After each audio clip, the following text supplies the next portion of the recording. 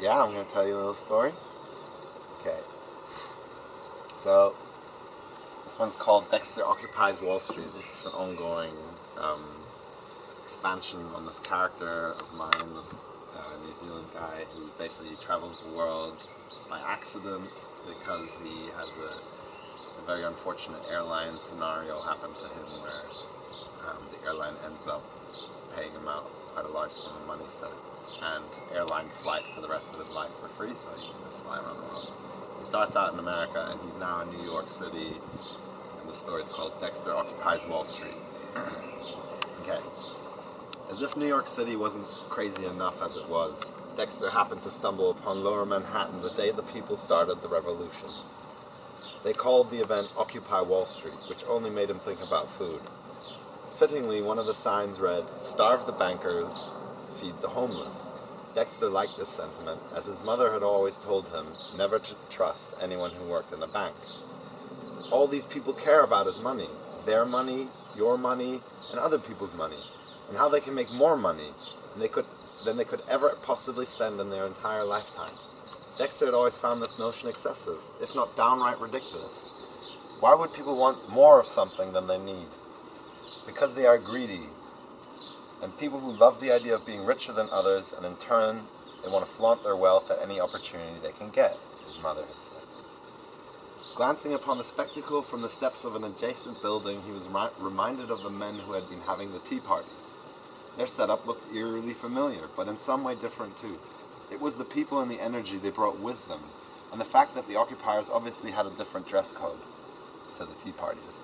Whilst the tea party had been primarily men, and the one outlier woman who kept on talking about killing bears, or something like that, this party here was comprised of an entirely different caucus of individuals.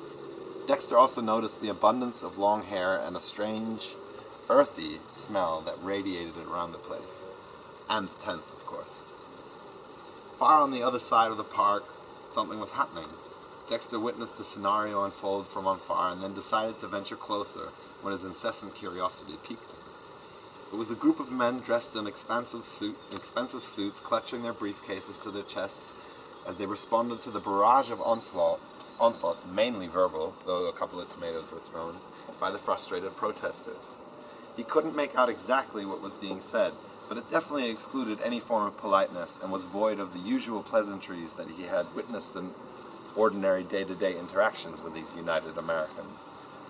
"After the revolution, you guys will be living in cardboard boxes, so you know how it feels," shouted one passionate onlooker who sported a big mustache and a t-shirt that read, "The meek shall inherit the earth, and the meek don't eat cheese," which had confused Dexter to no end.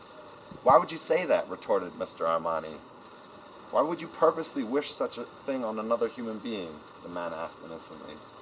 "If you are human and I am an extraterrestrial saint, you're just a slave to the right-wing machine, man. I can smell that fat Goldman Sachs bonus in your wallet. Come on, be a man. Show us what you got, sir. Show us your wallet." The crowd was amused and humming in anticipation. The man reached inside his jacket and produced a shiny brown leather wallet. "Here you guys go. I have $61 and, fishing for the change, 45 cents.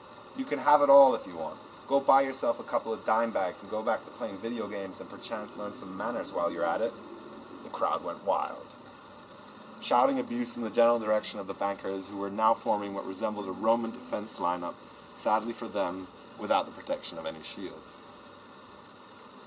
You know, the Roman lineup that they do in like Spartacus and stuff like that. The crowd was growing restless, and so was Dexter. He felt like he was in a zoo, but there were no bars here to protect him. He felt a breeze of empathy for the men in suits flow over him. Perhaps he should protect them, he thought to himself. But people needed to learn for themselves. They need to learn and they need to fend for themselves. Unless they really couldn't, or were incapable, mentally disenfranchised or whatnot, and in that case, other people should really help them out. This was the gospel. If Jesus would hold a sermon to these fat cats on Wall Street, he would most probably echo that exact sentiment himself. Dexter felt a warming sensation in his tummy. He felt good.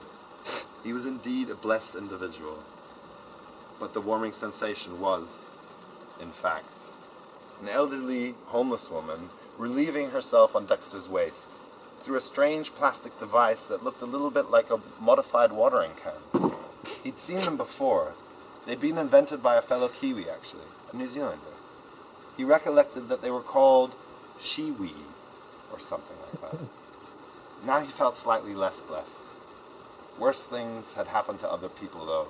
Better people than him. This is the end of the story. Woo! Thank you, thank you, thank you. Sharp.